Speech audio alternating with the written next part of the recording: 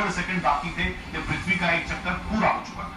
पृथ्वी के अपनी धुरी पर घूमने की रफ्तार में ये तेजी लगातार रिकॉर्ड की जा रही है, जिसकी कोई वजह समझने में वैज्ञानिक अब तक नाकाम है। इसका असर सिर्फ एक दिन पर नहीं होगा, बल्कि दिन छोटे हुए तो महीने पर असर पड़ेगा, महीने पर असर पड़ा तो साल पर भी असर पड़ेगा।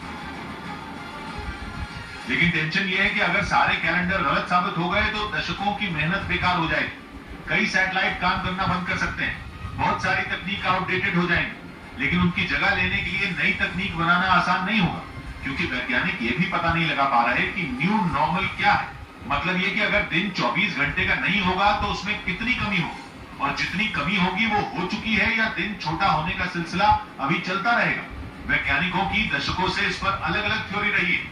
दावा किया जाता रहा है कि भूकंप, सुनामी और बर्फीली चट्टानों के पिघलने तक का असर पृथ्वी की चाल पर पड़ता है। ऐसी किसी भी बड़ी घटना के बाद पृथ्वी के घूमने की रफ्तार बढ़ सकती है, लेकिन इस बार कारण क्या बना ये अब तक साफ नहीं है।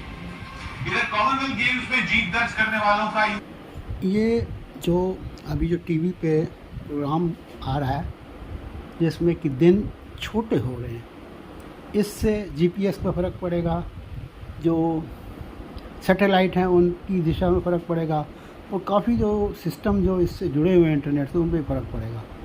मेरा जो विचार है, जो धरती का जो चक्र छोटा हो रहा है उसकी वजह यह है कि हम एनवायरनमेंट को नेचुरल वे से मैनेज नहीं कर रहे। मैं कई बार भी पहले भी बोल चुका हूँ कि we should follow nature and natural laws to manage the nature. Environment और नेचर को मैनेज करना, नेचुरल लॉज को समझना पड़ेगा। जैसे कि बारिश जो है सब जगह होती है, तो इसका मतलब उस पानी को वहीं पे एब्जॉर्ब किया जाए, इसके लिए तालाब बनाए जाएं, ना कि उस पानी को नहरों में या नालों में बहा के फिर समुद्र में फेंका जाए।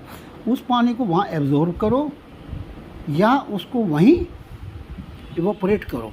इवोपरेशन से ठंडक पड़ेगी एनवायरनमेंट में, और एब्जॉर्प्शन से पृथ्वी का जो सिस्टम है, जो वेट है, मास है, वो नॉर्मल रहेगा। नहीं तो जब जहाँ भूमि सूख जाएगी और धरती के अंदर जो पानी का लेवल डाउन हो जाएगा, तो इससे जो centre of gravity of the earth है वो चेंज हो सकती है।